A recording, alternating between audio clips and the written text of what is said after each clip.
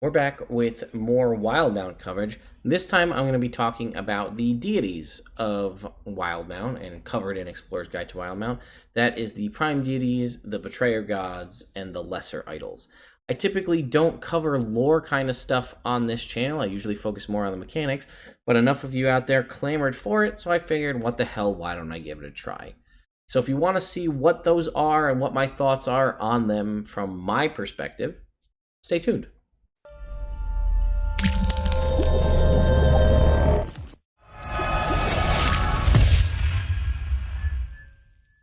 So I will say up front, just as a heads up, I'm not sure if I'm going to do coverage of the different adventures.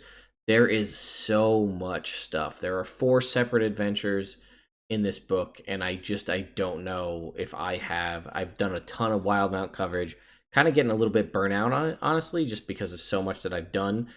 So I don't know if I'm going to do it because there's just so much stuff to go through, but maybe we'll see. So let's talk about deities, right? We have the Prime Deities, and one thing that I thought was actually kind of funny in a way is, so Matt developed all of these deities for not developed them. He used these deities in campaign 1, right? Some of those existed, some of them were recreated, right? Like Moradin is the god of dwarves. That's a thing. Cord is a god of strength and war and things like that. Some of these gods existed in, at least as far as I know, they were Greyhawk gods. Like Corlon is a god of elves. That exists. Pelor, god of the sun. Moradin. All these I knew from, again, I started in 3.5, or 3.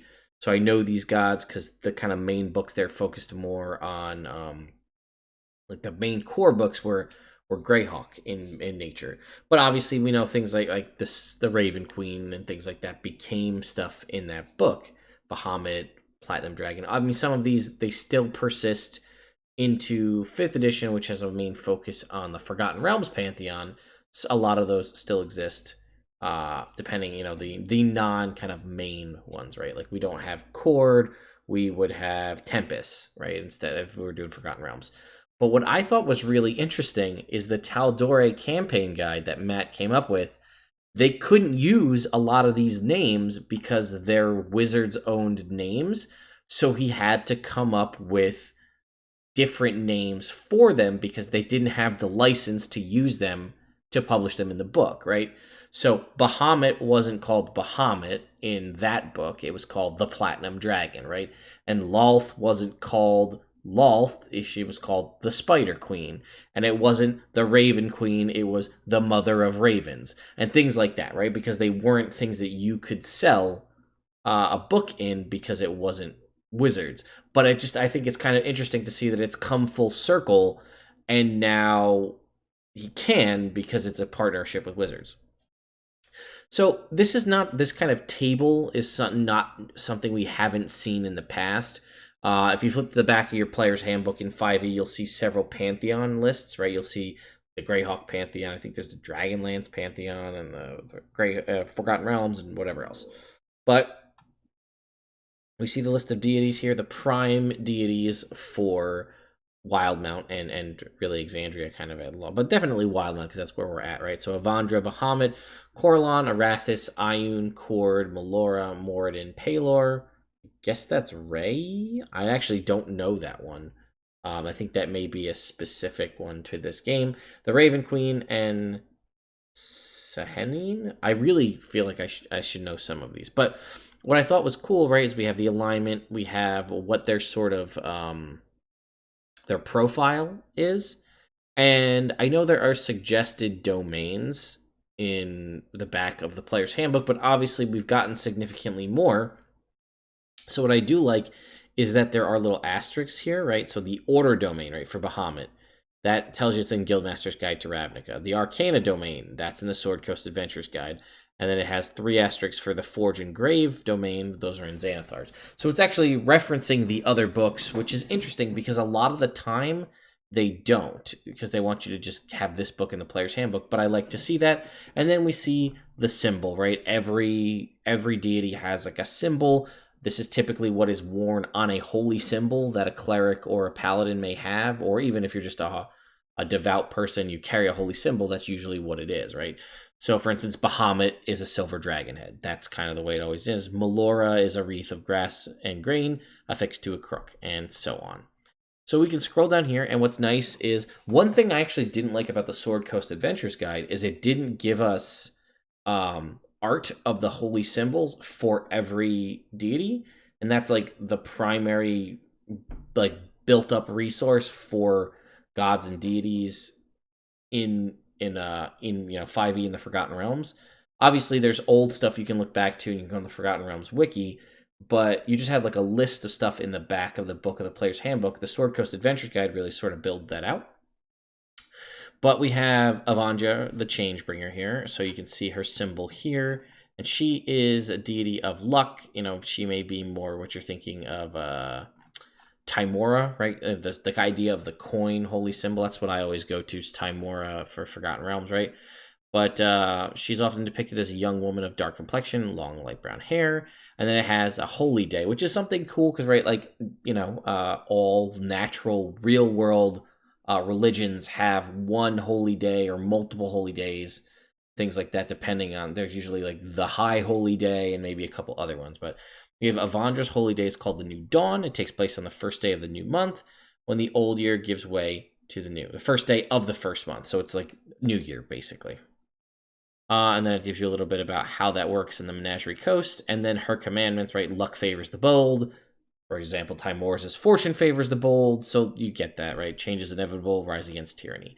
We have Bahamut, the Platinum Dragon. We all know Bahamut, right? It's called Embertide. It's celebrated on the 5th day of Duskar, which is, again, we got to look at the Wildemount calendar to understand that. Stand as a paragon of honor and justice, smite evil, defend the weak. It's typical Bahamut stuff. We have Corlan. This again, I think the Archheart was what it was called in the Tal'Dorei guide, which is why you'll see like the name, comma, the other, like the pseudonym, if you will, because that was a thing you could use that was not owned by wizards. So Corlan Larynthean is typically what it is in more D&D lore, but it's usually the god of elves. It's called Elven Dawn or Midsummer. I think Midsummer is a Faerun holiday as well. Create and inspire beauty, follow the echoes of lost magics, combat the followers of Lolth, right? Elves and Drow are at war, so that makes sense. Arathis, the Lawbearer. This one I'm actually not too familiar with the Peace and Order. Interesting. This one I'm actually really not familiar with what the correlation is. To give you an example of what it would be in, say, like Forgotten Realms.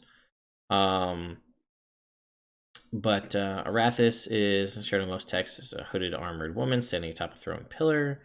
Civilizations, dawn, celebrated as autumnal equinox. Utilize the company and aid of others. Strive to tame the wilds in the name of civilization. Uphold and revere the spirit of invention. I guess the spirit of invention makes me think of like Gond, but I don't know. Ioun, the knowing mother, right? So the knowing mentor. I said mother, but it says mentor very clearly there. Obviously, if you've heard of an Ioun stone, a very common or well-known magic item that exists in Dungeons and Dragons, Ioun. This is the Ioun of the Ioun stone. She has no public holy day, or her worship was shattered during the calamity, and this is kind of explained a little bit more in Campaign 1 of Critical Role. But unmask those who would destroy Ioun as her commandments, which is interesting because it's something tied specifically to her. Uphold and teach the importance of reason. Condemn those who lie without. So she's like gods of knowledge and magic and things like that. Cord is the Stormlord. This would obviously, again, be like a Tempest kind of a scenario. Day of challenging, 7th day of the 2nd month. Basically, fighting, right? Bravery above all. Strength is a path of greatness. The glory of the Stormlord gives you your own glory on the battlefield. Melora, the Wild Mother, obviously made very famous in Campaign 2 by Caduceus, and so there you go there. Right, this is your sort of your nature goddess. This could be Sylvanas in Forgotten Realms. This could be Mieliki. This could be Obad High if you're going Greyhawk. I just happen to know a lot of nature deities because I usually play classes tied to that, but Holy Day is the Wild Grandeur. It looks like it's basically like celebrating natural beauty. I'm trying to think if there's a harvest festival almost. Protect the untamed wilderness from exploitation and destruction. Slay abominations, mockeries of nature. Embrace and respect the savage nature of the world. Moradin the Allhammer, right? God of creation, god of dwarves. Typically in the Forgotten Realms, it's a god of dwarves, but there's no reason he couldn't cover both aspects, right?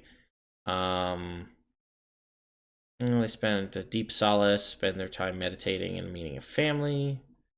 Remain stoic and tenacious in the face of catastrophe. Uphold and promote loyalty to your family, your clan, your people. Legacy is paramount. Very dwarven. Pelor the Dawnfather. Obviously, this could be Lathander, right? If we're talking Forgotten Realms. High Summer. Sounds like it's basically a celebration of, the middle of summer and feasts and stuff. Be ever vigilant for evil. Help relieve the suffering of the innocent. Deliver the light of Pelor where darkness dwells, right? So you could kind of maybe even throw in a little bit of Ilmater in there. Now, this is the one... Oh, see, it's Ray, the Everlight. I thought this was... what the hell? Saren Ray. Is that what the Ray is? Saren Ray? And that's that? Interesting. Because, right, that's what Pike's deity was back in Campaign 1, so maybe they didn't have... rights to Saren Ray, and it's Ray the Everlight. I don't know. I could be wrong, but it just looks like, right, the Everlight I remember being a Saren Ray thing. Lead with mercy, patience, and compassion. Aid those who are without guidance. For those beyond redemption who revel in slaughter and remorseless evil must be dispatched with swift justice. I'm pretty sure, because the Everlight, I'm positive, was Saren Ray, so I don't know why there was the name change. I'd be curious to find that out. All right, the Raven Queen, right? Matron of Death. This is the Raven Queen. We all, if you want to know more about the Raven Queen, watch Campaign 1. There's a lot in there, obviously. Also, there's a lot of other resources too, right? So the Raven Queen didn't exist in 3rd edition. I think the Raven Queen was brought about as 4th edition and then was tied to the Shadowfell. And there's a lot of kind of lore that was built around that. I think there's some good lore you should know videos on the Wizards channel with Chris Perkins where he talks a little bit more about that. Our holy day is the night of Ascension. 13th day of the 10th month. Cheery celebrated like a Day of the Dead festival. Death is the end of life, natural end of life. They also don't like undead. The path of fate is sacrosanct, and undeath is an atrocity. There you go. So Sahane is the Moon Weaver. I believe that is the name of one of the moons in Exandria.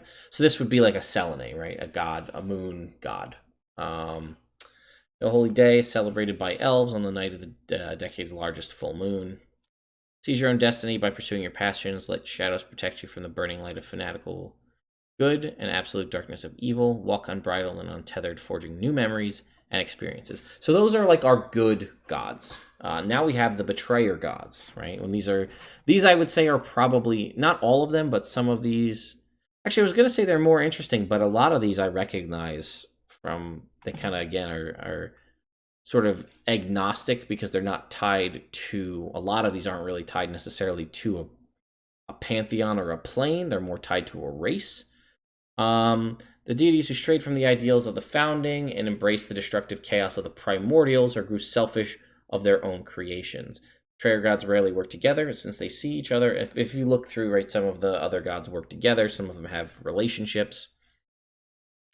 This very weakness allowed the Prime Deities to defeat and banish them, ending the calamity, right? So we have Asmodeus, Bane, Grumsh, Lolth, Tharizdun, Tiamat, Torog, Vecna, and Zahir. The ones I'm most interested to read about a little bit here are Tharizdun, Torog, and Zahir. Asmodeus, we know, Lord of the Nine Hells, right? Bane, god of tyranny. Grumsh, slaughter, warfare, orcs, right? Lolth, the drow and the spider queen. Tiamat, evil dragon god. And Vecna, right? Necromancy, the famed eye and hand of Vecna. Again, watch Campaign 1. More stuff on that. And then we do have, again, suggested domains and the symbols, right? So here's Asmodeus, Lord of the Nine Hells. They don't have a holy day, right? Because they're not venerated. They're not holy. They're evil, right? So who are the enemies of Asmodeus, right? So that would be Avandra. Really, it's probably anybody, though. assert dominance and power over others, repay cruelty done unto you with further evil. As you ascend to power, do not pity or show mercy to those who climb over you to get there. I'm curious how much Asmodeus rules with an iron fist, Lords over fiendish.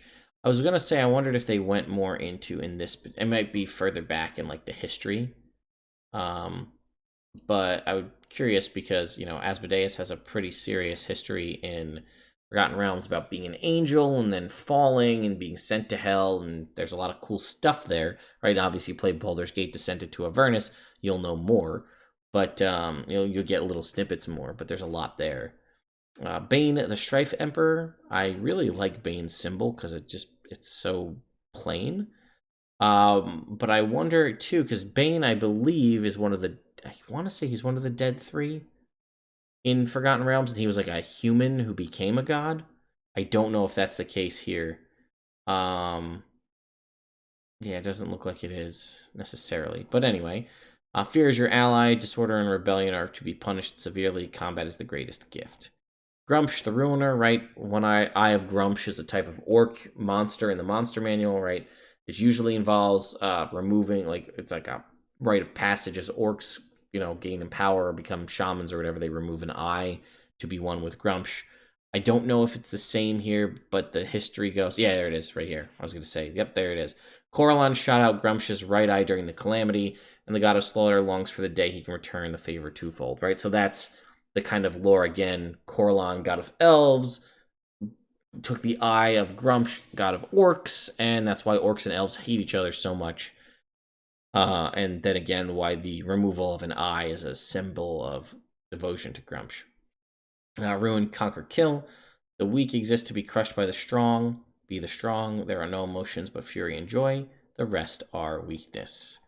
All right, here's our Spider Queen. Obviously, the Drow have a very different scenario in Wildemount than they do in the Forgotten Realms, where they live in the Underdark, and they're the absolute worst, and they're slavers, and they do all sorts of really mean and nasty stuff, and you just don't want to deal with them. They're like a boogeyman nightmare story people tell their kids to keep them in line. Unless, obviously, if you're Drizzt, then that's a whole separate story, but, there's enough books that you can read about that on your own if you want. So, let's see. Lolth holds a standing grudge against Kord the Stormlord. Lolth and Grumsh share a burning hatred for Corellon, right? Drow and Surface Elves hate each other, typically. But Lolth cannot sense the power or will of the Luxon, the entity that is now worshipped by the Dark Elves of Xhorhas. She is bent entirely towards the destruction of its followers and their memory, right? So that was, I was going to say, there's the followers. There are Drow that no longer follow Lolth in Wildemount, and that's a very interesting, in Xhorhas specifically, and that is a very interesting concept to explore. Commandments of Lolth is better to be loved and feared, misdirection, slander, and death to all elves. So Tharizdun, one I want to actually read about because it's not one that I'm familiar with. The Chained Oblivion. Now we've heard about this in Campaign 2 a little bit.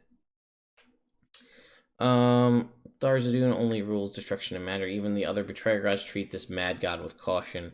In its endless imprisonment, Tharizdun dreams the infinite depths of the abyss into reality, along with all its demonic legions. The Prime Deities had thought it locked away during the founding until it returned to ruin the world during the conflicts of the Calamity. Chaotic mind fallen into frightful dreams, imagining nightmarish aberrations into existence. So it seems like this is something that sort of brings aberrations into existence, right? That's a kind of a thing with the Far Realm, and crazy stuff happens where you can bring things in by dreaming them, right? Like a beholder can dream other beholders into existence, that kind of a thing. Its demented cultists worked without word for their twisted patron, awaiting the epoch of ends when its freedom will be attained. Tharizdun is believed to be chained to the deepest pits of the abyss, bound by shackles that slowly weaken, leaking its madness into. This is a cool... I don't know if Matt made this one up himself or not, but either way, this one's really cool. I like this one a lot. Offer and power siphon to Tharizdun until his liberation comes, uncover, restore, exalt shrines, ruin and raise realms. Tiamat, I don't really think I need to talk about too much, although that is not typically the Tiamat symbol. It's usually like the 5 dragon heads, but either way, that one's a little bit easier to... It also only has, unless this is point is 5, because I say it has 4 claws, and Tiamat's a 5-headed dragon, so that's usually 5, so that kind of doesn't fit to me. So again, Scale Tyrant's hatred for Bahamut is as old as the founding. For centuries, yeah, they basically it's an anti-Bahamut, right? That's what Tiamat is. Amass wealth but spend little. Do not forgive and forget any indignity to yourself, and take what you covet. Torog, the Crawling King, another one that I'm not too familiar with here, right? So what is this? Dark god of endless tunnels and caverns beneath Exandria, Torog is a patron of torturers, slavers, and jailers. So there are gods similar to this that jump out in my brain in Forgotten Realms, but let's keep going. His violent tears carve the pathways under the world, and his realm of imprisonment is a network of deadly caves and manacles from which few return. Creatures that wander the desolation of Carceri often construct prisons in his image. Those who rob others of their freedom often offer prayers to him in cellars and other subterranean domains, and many creatures who live in darkness below worship him and seek his guidance. Banished within an unknown sliver of the far realm that now borders the deepest pits of the Underdark, where the boundaries between worlds grow thin. Interesting. This could be like a really cool concept. Again, even if you don't want to play in Wildemount and use that specifically, you could use this deity and that whole concept into your own campaign. Right, okay, so Ray, whatever it is, and Palor don't like him. That makes sense to me. Seek and exalt places where no light touches. A very dark god here. Revel in pain you inflict on others, and relish the pain you suffer, and imprison those who cannot resist you. We have Vecna, the Whispered One, right? Again, I'm not going to go too much into Vecna because campaign 1. But they actually, look here, defeated by legendary heroes Vox Machina. There you go. Learn all you can and keep hidden that which you know. Express and cultivate the evil within you, and see the ruin of all who worship other deities. And then the last one that I'm interested in, again, Zahir, the Cloaked Serpent. You wander, and I wonder if this is sort of like, oh boy, what the hell was it? Oh man, there's a World Serpent, an Eater of Worlds one in Forgotten Realms that I can't remember off the top of my head. Anyway, a wanderer in the shadows and the creators of snakes and serpentkin. Oh, so it's like a Yuan-Ti god. There is the evil god of poisons, assassins, and darkness. Oh, that's cool. This one's unique. I like this one. Most of the worshippers were annihilated during the calamity.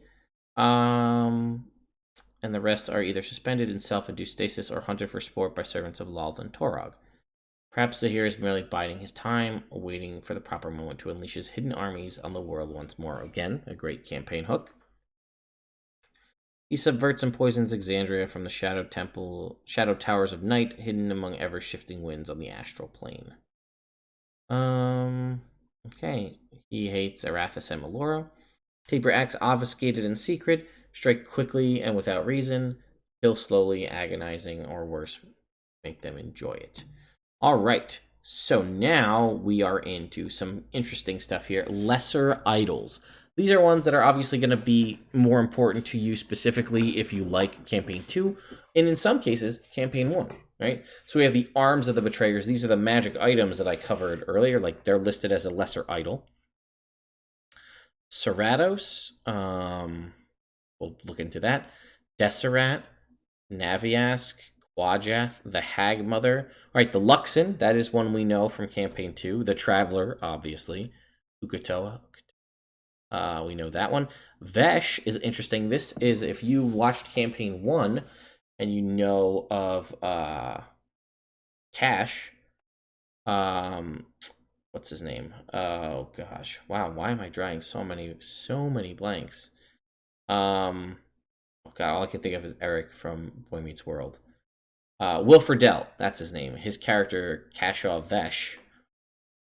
This is the god. And then Zalakas. Alright. So Arms of the Betrayer, which is interesting because they're listed in the separate and they have stats because they're they're magic items, but Calamity flung these weapons across Wildemount, bearing them in mountains, blah blah blah. Several of these weapons have been recovered, and a few have never been found but are highly sought after. The weapons, or more properly the fiends bound inside them, attract their own following or mortal worshippers. When an arm of a betrayer is found, it grants its wielder some of its power. Bound Fiend knows that their war was lost long ago, but they still desire to be used in battle, win victories, and spill blood in the hand of skilled warriors. As a weapon wielder becomes more powerful, so too does the weapon, which in turn is able to lend even more magic to the wielder. Whenever a weapon's wielder dies, the weapon disappears and reappears somewhere else. And I like that it lists one of the people that it could, the Hexblade, right? It could be a good Hexblade weapon. All right, Ceratos, a being that slipped from the far realm into Exandria before the founding, is one of the oldest creatures in the world. A single mind of many minds is reveled in chaos. Ceratos retreated underground, their minds being unraveled as they entered a nightmarish slumber. The digging of the crawling king woke Ceratos a long time after, though their minds were scattered each. What is this? A massive skin. Oh, dear God. A massive skinless sphere of flesh covered in mismatched eyes, mouths, and tentacles. They project their mind's thoughts into other creatures. So this is like a weird mind flayer beholder abomination disaster. Terrifying. Great. Move on. Deseret, the Twilight Phoenix. Name sounds awesome. I was the companion and mount of Asmodeus during the Great Wars of the Calamity. Before the diversion, she was torn from her master by the remnants of the original Cerberus Assembly, who wished to study and harvest the Phoenix's fiendish form for their own purposes. After it was destroyed in the war and the pantheon banished from Exandria, the Phoenix remained chained beneath the Sirios Mountains. Her shadowed flames have scalded and scarred the realm above for centuries, giving birth to the thermal phenomenon surrounding Mount Materi. Okay. Deseret is depicted as a giant phoenix of dark purple down, very cool, wreathed in purple-black flames, even cooler. Her sword-like beak is pointed and smooth, while her 3 onyx eyes pierce. Awesome, I love it. That's a cool one. Naviask is another one I'm not sure about. Oh, okay, so it's like a Baelor, I guess. Once a powerful Baelor pursuing total annihilation of the Feywild, Naviask was transformed, into a Fey spirit by Queen Titania of the Summer Court after falling into one of her traps. Titania's magic changed Naviask's missions to destroy into a quest to heal Scar. Wow, that's a cool story. After the Calamity, Naviask was drawn to Exandria, where he currently remains, seeking to heal the devastation and ruin that still plague the world. Followers say he's a strange demon turned Fey wanders the wastes of Xhorhas, but is only glimpsed by those he wishes to see him.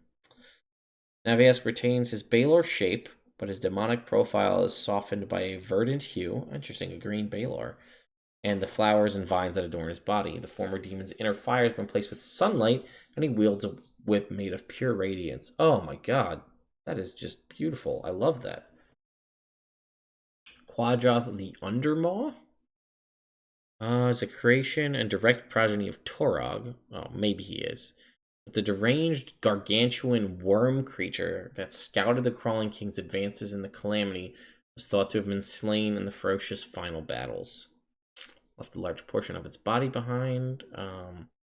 Balgoth's body remains a monstrous muscular worm of folded bulbous skin covered in tooth-like scales. Its jagged mouth is surrounded by a ring of pointed teeth with a thrice-forked tongue bearing its its tongue has its eyeballs on it. Ugh. Right, the Hag Mother. Seems pretty simple, right? She's a. Oh, is this? Wait a minute. Is this the thing that they went and met in Campaign 2? I'm not sure. Anyway, the Hag Mother can take any female form she chooses and often travels in disguise, but her true form is that of a gnarled purple-skinned crone with stringy black hair, yellow eyes, red ram's horns that curl back from her forehead. I also wonder if that could be one of the things they met in Campaign 1 that never got to pay off. There's a hag contract, I think, and that never paid off. All right, so we have the Luxon, which is obviously integral to Campaign 2. Very few throughout Exandria have ever heard of the Luxon, and fewer still believe it even exists. It's a central deity of the Kreen dynasty and their way of life, but study of the Luxon beyond the borders of Xhorhas has only recently begun, aka the Mighty Nine.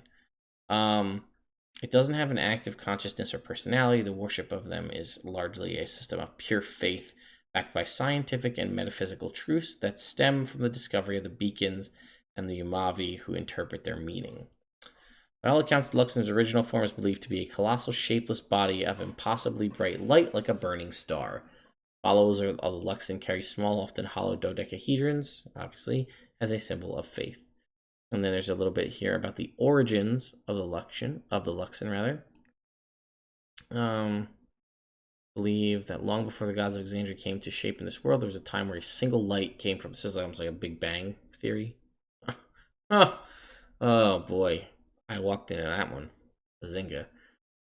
This one light, however, resisted the force that beckoned them to burn like their star-fated brethren. This one light wanted to understand what they were and chose to wander alone, choosing a different path. This choice led to endless stretches of lonely dark. Lonely they wandered until they found a cold, dark rock, a world. The light grew fond of this rock, seeing it lonely as they were, and embraced it. They sparked a fire within, cracking the surface and giving fiery life to a cold world. And that's kind of like, again, it seems very Big Bang-ish.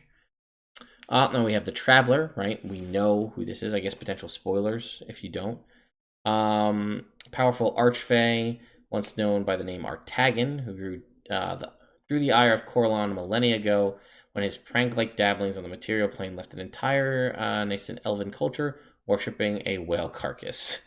Banished to the Feywild and barred from the mortal realm, Artagan wandered his home plane for hundreds of years, sowing chaos for his enjoyment, until he struck a deal with the heroes of Vox Machina that enabled him to return to the material plane. There he embarked on his latest plot of dubious divinity under a new identity, the Traveler. Eccentric, fickle, and prone to whimsy, the Traveler wanders Exandria seeking allies and followers to entertain him. Those who hear of his tenets are prone to disbelieve, but the occasional miracle serves to reinforce his influence. Though depicted as a tall elf man with a billowing green cloak, the hood obscures his face, except for his knowing grin. Alright, I'm only going to say this a few times because I have to. Uk'otoa, the Leviathan Lord. Right? We know about this. It's in Campaign 2. It's a big sea snake, or should I say sea snake. Right? That's what it's all about. I made my references to Pirates of Darkwater. Thank you to the couple of people in the chat who make me feel as old when you knew what that was. But reaches out to the dreams of nautical wanderers and shipwrecked sailors, lending his power to those who wish to rule the sea as he once did, beckoning them to free him from his sub-oceanic prison with promises of arcane gifts and the blessing of the blade known as the Sword of Fathoms.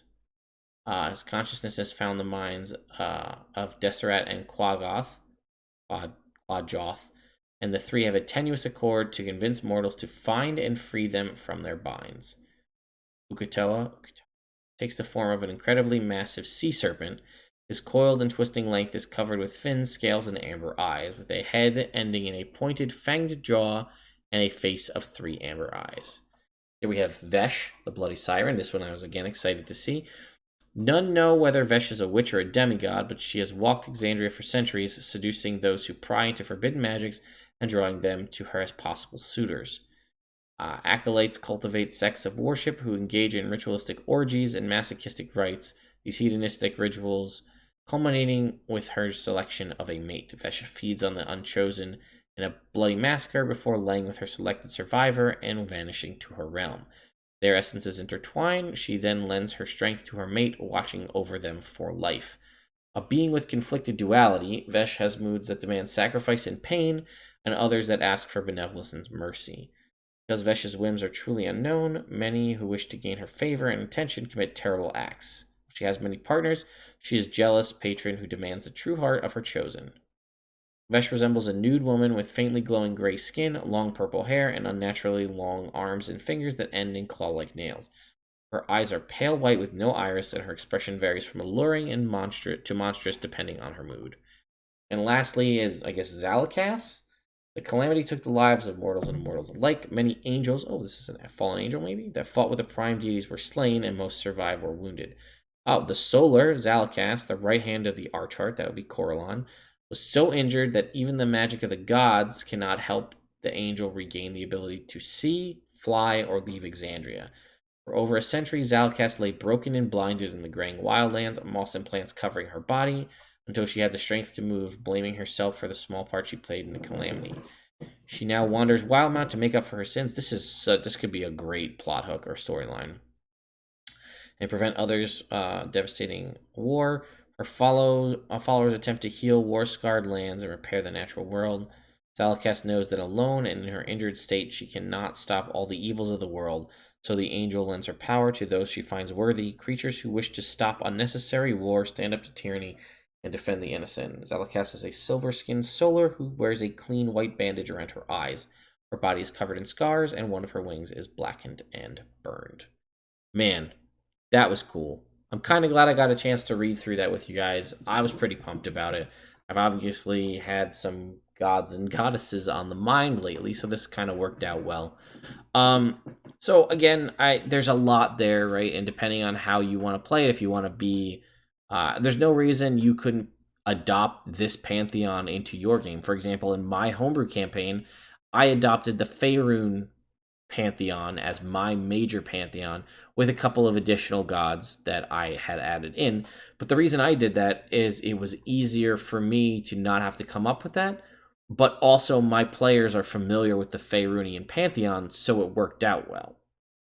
Now, if I was ever going to publish my campaign as a campaign guide, I'd obviously have to do something similar to what Matt did and change the names of everyone and alter everything to be more unique to the world and not be names that are held and owned by wizards.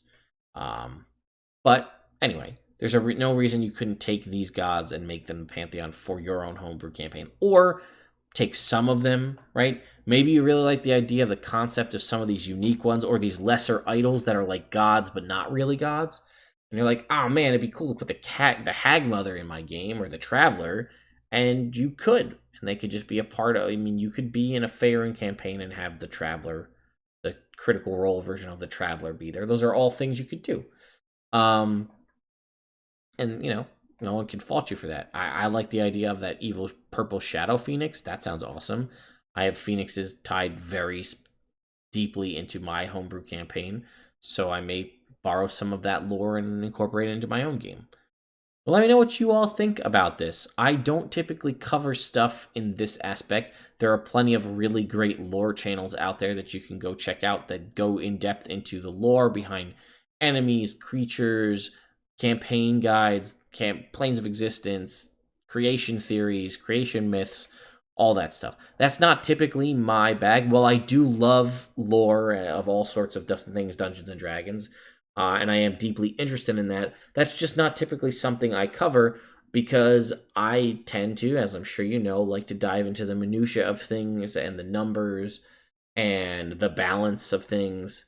But that's just because that's a thing that I enjoy discussing, and I think, you know, not to toot my own horn, that I have a pretty good handle on what is balanced and what is not. Minus things where I make very hyperbolic statements and thumbnails to get people to watch the videos because that's how YouTube works. But yeah, I did enjoy this kind of little walkthrough. As stated in previous videos, I will be going back and reviewing some of the stuff from the Tal'Dorei campaign guide because a lot of you have asked.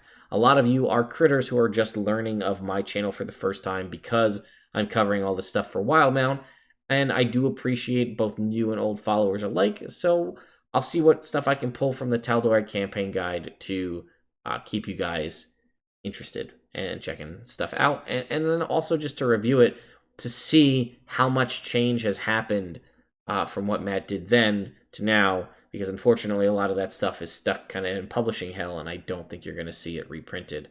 So, but I mean, I could be wrong. Who knows? So, again, if you haven't taken a chance to subscribe to the channel and ring the notification bell, there's a reason YouTubers like myself say this at the end of every video, because it honestly does help. So if you wouldn't mind doing that, I would greatly appreciate it. I hope you have a great rest of your week, and you're staying safe and isolated, and everyone that you know, friends and family, are all doing well. I know it's hard. You know, it's whether it's, you know, having to be stuck inside nonstop, whether you're working or not working. There's a lot of craziness going on in the world right now. And hopefully my small little video talking about the gods of a made-up world by made up by somebody else playing a game, writing a campaign for a game that's also a made-up game that somebody else came up with, helps take you out of that for a little bit and let you kind of unwind. Anyway, I'll see you guys next time.